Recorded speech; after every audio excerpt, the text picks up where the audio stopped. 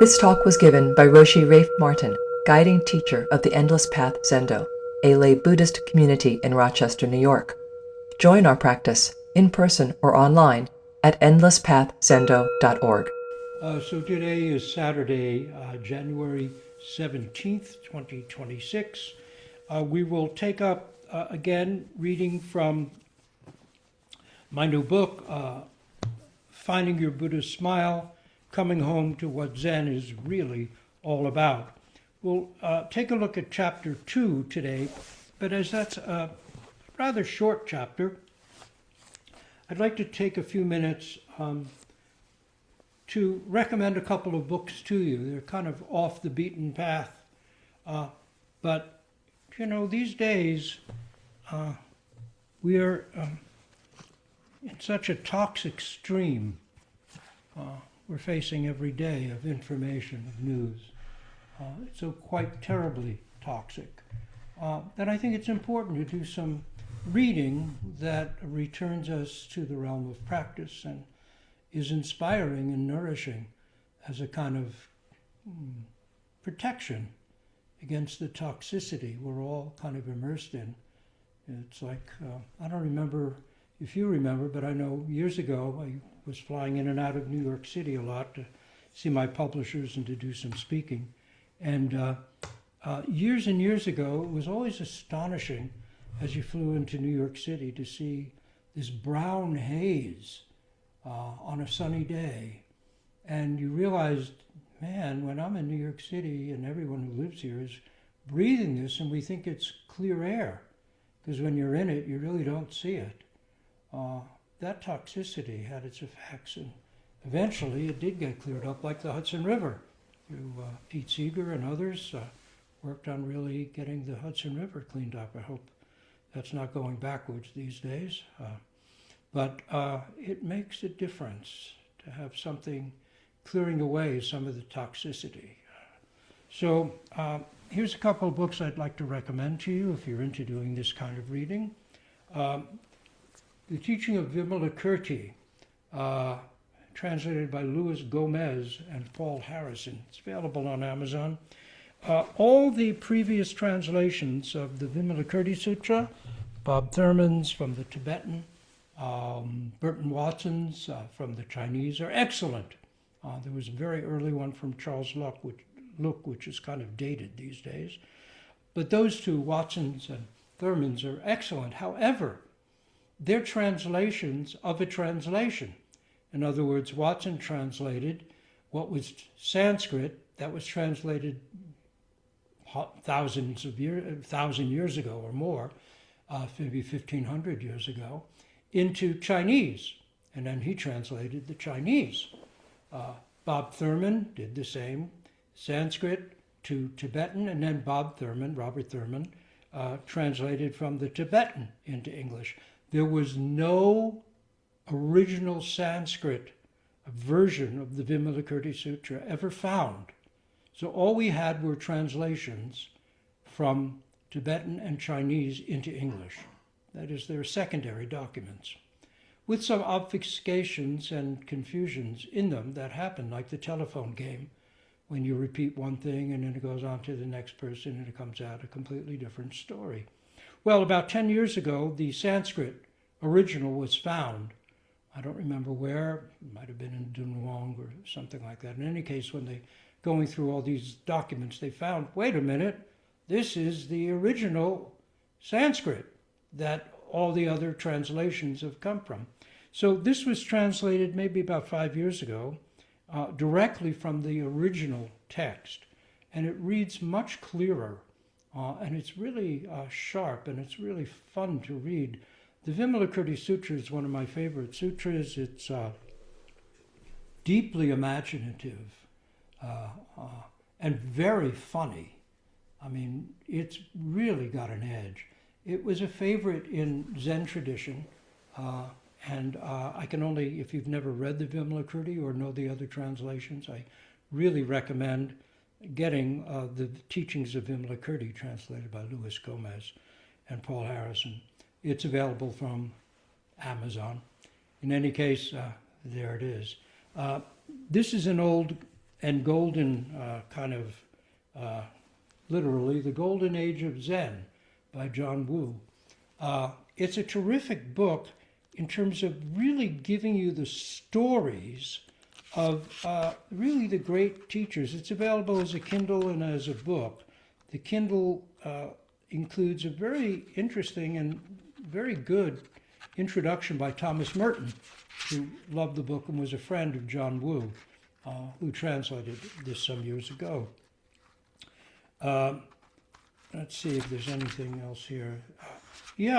So it goes through, this has got the Merton introduction as well, so you can get the book. The revised edition, Golden Age of Zen, which was published in 1975. There's an earlier version.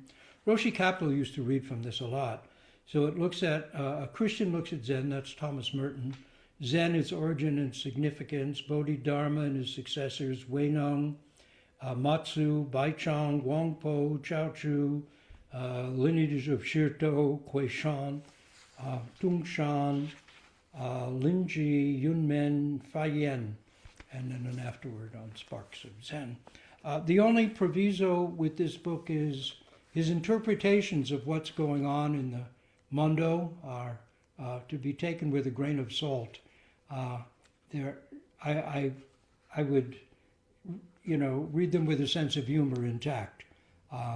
But his presentations of the lives and teachings of these masters really engaging. I mean, really full of life. Here's a little bit on the sixth patriarch. Like the wind that blows where it wills, genius often appears where it's least expected. Weinong is one of such cases. He is surely one of the superlative geniuses, most superlative geniuses that China has ever produced. He belongs to the company of Lao Tzu, Confucius, Mencius, and Shuangzi. His sermons and conversations is recorded, collected, and printed by his disciples as the Altar Sutra or the Sixth Patriarch Sutra or the Platform Sutra, constitute the greatest masterpiece of Buddhist literature of Chinese authorship. It's no accident that in the whole Tripitaka, this little volume is the only Chinese work which bears the title of Sutra. Even among the sutras, it seems to have found its level with some of the greatest, such as Diamond, Lotus, and Vimalakirti. And then he goes on, he said, like Confucius and Mencius, Weinong lost his father in his childhood and was brought up by his mother in poverty and distress. They moved to Canton. In his youth, he supported his mother and himself by selling firewood in the marketplace. He did not have any chance of learning to read and write. One day, a customer bought some firewood from him and ordered him to carry it to his shop. After he had delivered his wood and received his money, and as he was leaving the shop, he chanced upon a man reciting a sutra at the door. As soon as he heard the words, his mind was immediately awakened to their meaning. He asked the reciter for the name of the sutra and was told it was the Diamond Sutra. It was from the same person that he learned for the first time the name of the master Hung Zhen, the fifth patriarch of Chong, who is teaching in Wangmei, far away from Canton. And then it goes on into his life and how he ends up getting to that monastery and what happened. It's quite a fascinating story. In any case, John Wu does a very good job with giving us the lives and the teachings of really the notable figures of Chinese Chan Buddhism. But again, watch out for his explanations. But it's a very fascinating book. The other book, which is way off the beaten path, but I found it most enjoyable and really puts you into a Zen mind, is Bill Porter's Zen Baggage, Pilgrimage to China. Red Pine, or Bill Porter, as you may know him, is one of the great translators of Chinese text, Buddhist text, and Chinese poetry today. His Han Shan, called Mountain, is terrific. All his translations are great. And he, with Andy Ferguson, organized our pilgrimage route to China from his own experience and brought us to places that really, I think we were the first Westerners to ever go to a couple of these places. But it's a really terrific and fun book, Zen Baggage, Bill Porter.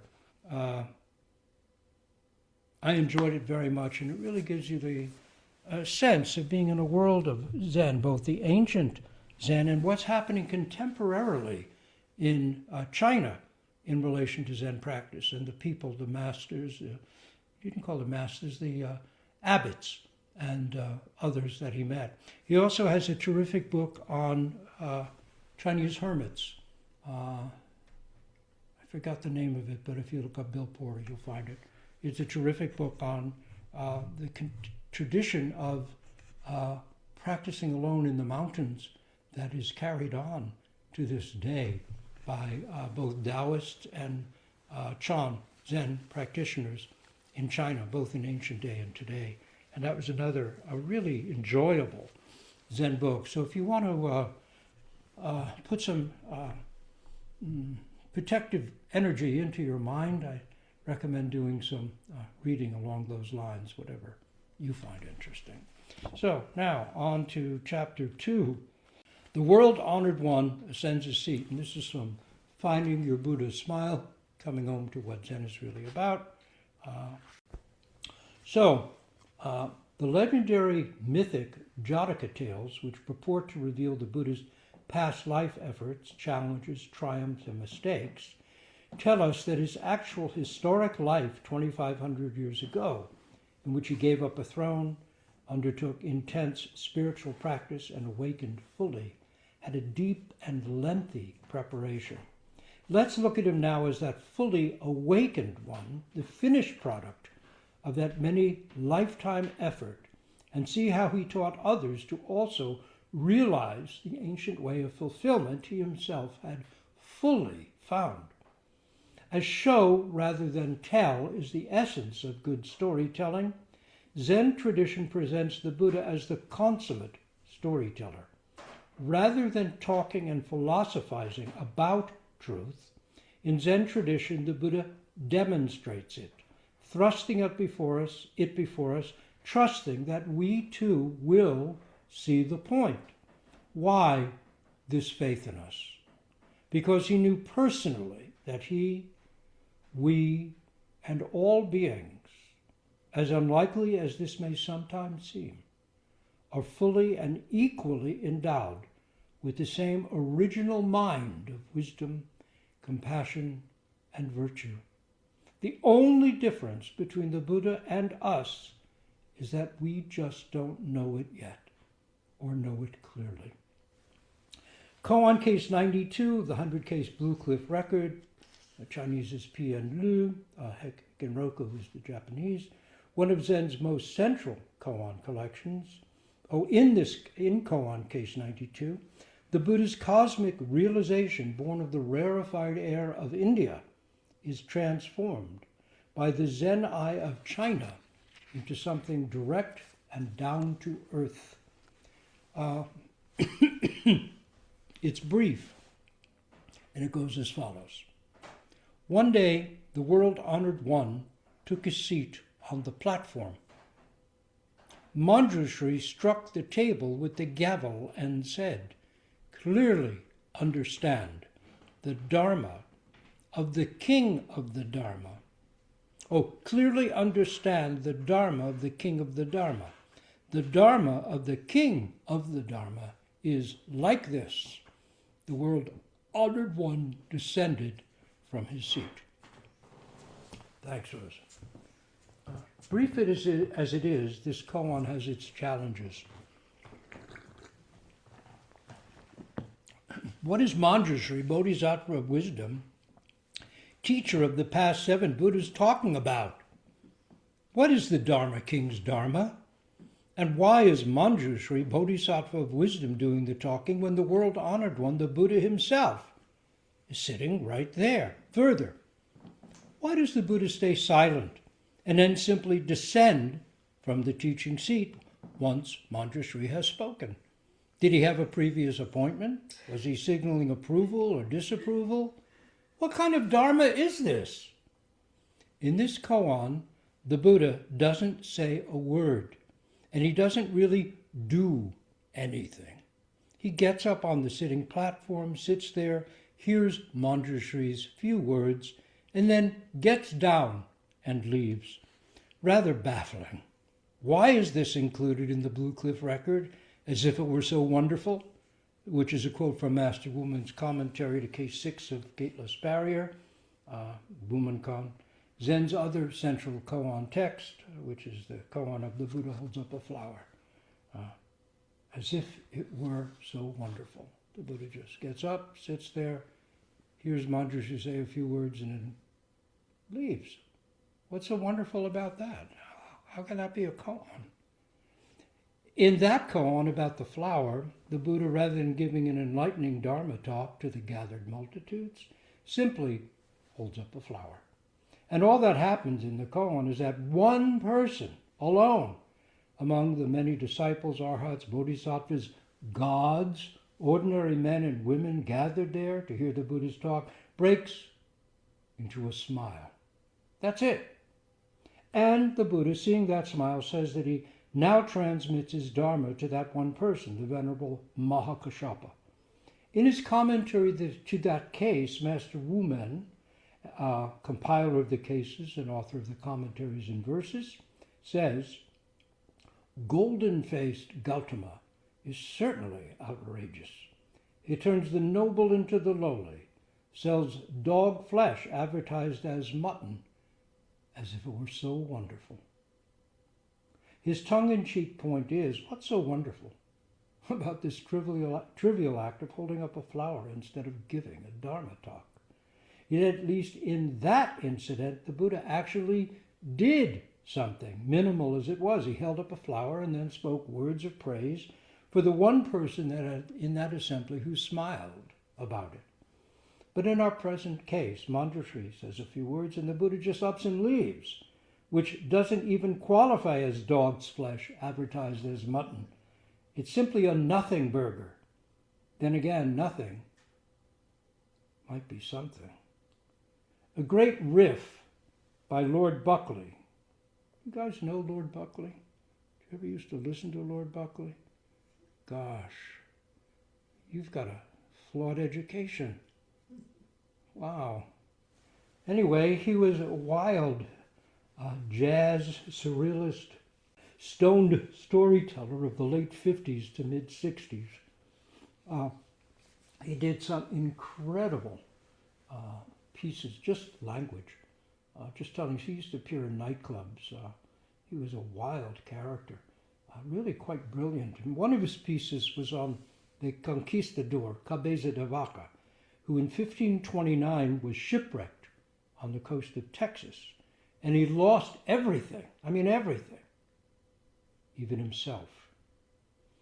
And after that, in tremendous poverty, without even his normal self left, he became a healer. And this is a true story, among the indigenous peoples of the Southwest. But later, once he returned to Spain and was restored to his ordinary identity, he lost all his healing ability.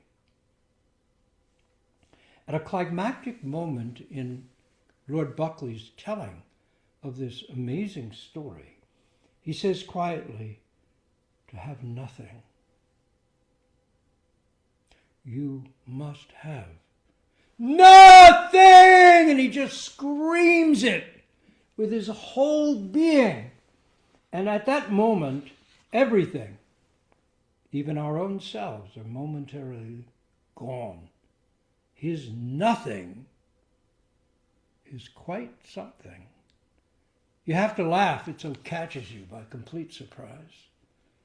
When Emperor Wu of China failed to grasp the meaning of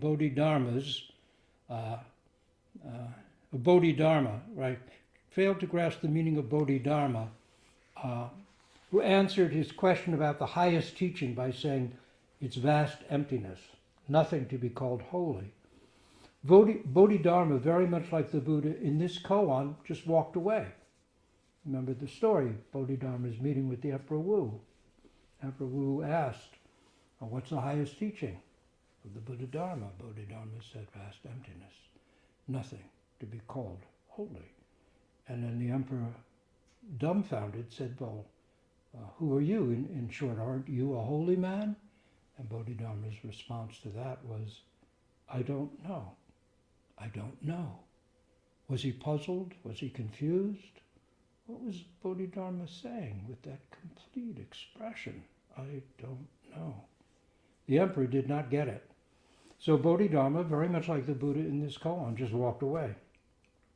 That at least was a response to the emperor's lack of insight. But in the koan we're talking about, Manjusri and the Buddha, they understand one another quite well. And yet still the Buddha simply descends from the teaching platform and he leaves. What did those gathered to hear his Dharma think? Though they're not mentioned, obviously they were there. Manjusri is, after all, talking to someone. Had the Buddha and Manjusri planned it?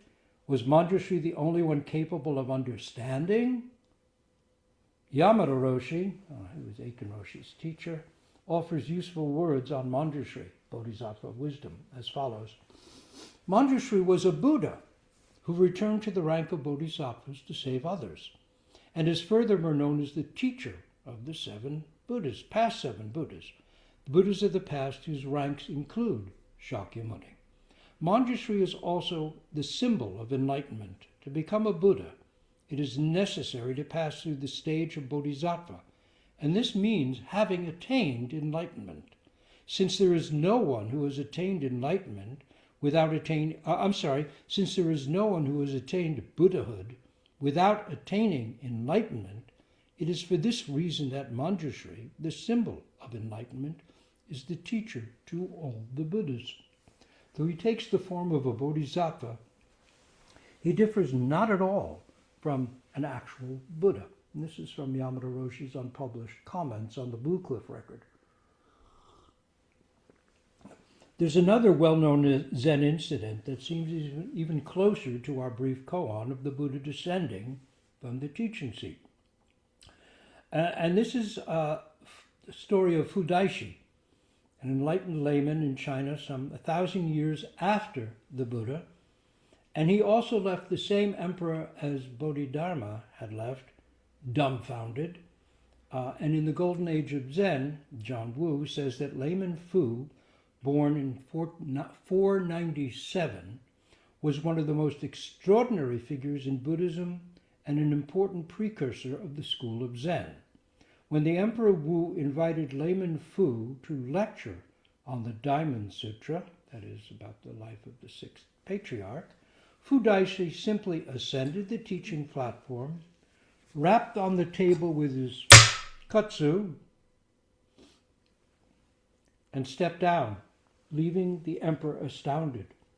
Koan case 67 of Blue Cliff record continues the story, adding that when the emperor admitted he hadn't understood, Master Chi responded, "The great Bodhisattva has expounded the sutra thoroughly." And there you have it. The Diamond Sutra says, like a cloud, a drop of dew, a dream, a fantasy, a flash of lightning, so should we regard all things. Like a cloud, a drop of dew, a dream, a fantasy, a flash of lightning, so should we regard all things. Which is what the layman Fu so tellingly expounds with, this seems nearly identical to the actions of the Buddha in our current case. But is it? Case 25 of the Blue Cliff record, the master of Lotus Flower Peak holds up his staff, may offer some insight. The master of Lotus Flower Peak held up his staff and showed it to his disciples, saying, "When the ancients got here, why didn't they stay?" There was no answer from the assembly.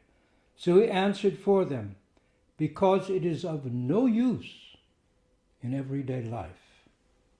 When the ancients got here, why didn't they stay? Because it is of no use in everyday life." And again he asked, "What will you do with it?" And again he himself answered in their place, "Taking no heed of others, I place my staff across my shoulders. I go straight ahead, deep into the recesses of the myriad peaks. I go straight into the recesses of the myriad peaks. After enlightenment, the Buddha had sat completely at ease, completely at peace, completely realized beneath the Bodhi tree. Yet he didn't stay there. He got up, sought out his 5 former ascetic disciples, and began a lifetime of teaching, sharing what he'd found and the way to it. For those interested in following the Buddha's way, going on pilgrimage to the sites of the historic Buddha's life has been an important religious practice. While Zen teachers encourage it, they also remind us that our essential pilgrimage is the journey to realization of our own mind. And while this mind is never distant, waking to it paradoxically requires perseverance and effort. The Buddha's awakening was the foundation of his teaching, because it alone resolved his painful awareness of impermanence. That same realization that brought peace and joy to the Buddha is accessible to each one of us, because it is already who we are. It remains the living core of the Buddha way and of Zen's tradition of ongoing practice realization. Because it is already who we are, it remains the living core of the Buddha way and of Zen's tradition of ongoing, maturing practice realization. The Sanskrit word samsara, which literally means wandering, is our life perceived, created, experienced by a wandering, unfocused mind. What world might we experience with a focused mind, or even with no mind? No mind at all. Case 20 of the Book of Serenity offers this. Ti-tsang, or Lohan, asked Fayen. Lohan, or Ti-tsang is, in Japanese, is Jizo, and Fayen would be Hogen. What are you up to these days? Fayen said, I am wandering at random. Ti-tsang said, what do you expect from wandering? Fayen said, I don't know. Ti-tsang said, not knowing is most intimate. Fayen was suddenly enlightened. Ti-tsang asked Fayen, what are you up to these days? Fayen said, I'm wandering at random. Ti-tsang said, what do you expect from wandering? Fayen said, I don't know. Ti-tsang said, not knowing is most intimate. Fayen was suddenly enlightened. Not knowing is most intimate. What is this cup? Flower, star, tree, river, person, when freed from our accumulated sureties, our knowledge about it. How marvelous, even profound each speck of dust might be. Not knowing is most intimate. Intimacy being another traditional word for realization or enlightenment. One of Blake's now famous verses, remember Blake was essentially unknown in his own lifetime, considered a crank or a madman, except for the handful of younger artists and older patrons who honored and even revered him. Anyway, one of his most famous verses now we all know, and it goes like this. To see a world in a grain of sand, and a heaven in a wild flower. Hold infinity in the palm of your hand, and eternity in an hour. That's from the auguries of innocence, to see a world in a grain of sand, and a heaven in a wild flower. Hold infinity in the palm of your hand, and eternity in an hour. Intimacy, indeed. Prajna Paramita, the perfection of wisdom, says form is only emptiness. Emptiness, only form. Blake, all on his own, without a teacher, out of his own experience, wrote, eternity is in love with the productions of time. This is his form is only emptiness. Emptiness only form. Eternity is in love with the productions of time. That's from the Proverbs of Hell in his marriage of heaven and hell. One of the very short prophetic books, a brilliant piece of work if you don't know it. The essential journey of this life, the hero-heroine's quest, is the journey from isolation to intimacy. It is a matter of coming home. This fundamental pilgrimage shapes the contours of our lives, taking shape in and through the challenges, frustrations, upsets, joys, and decisions of our everyday living. Consciously lived, this life as it is has the potential to take us from ignorance to wisdom, self-centeredness to selflessness, immaturity to maturity, wandering to homecoming. In the koan of the Buddha ascending and descending the teaching seat, two pilgrimages meet. Meeting the Buddha, we establish faith in the reality of his teaching. Meeting ourselves, we gain the confidence to live the truth he found as our own. Yet this koan's baited hook remains firmly set. What is Manjusri, Bodhisattva of Wisdom, talking about when, like some loud-mouthed carnival barker, he insists that the Dharma of the King of the Dharma is like this? And why? Once he proclaims it, as if it were so wonderful, does the Buddha simply get up and leave? What kind of teaching is this? How can it possibly make us happy?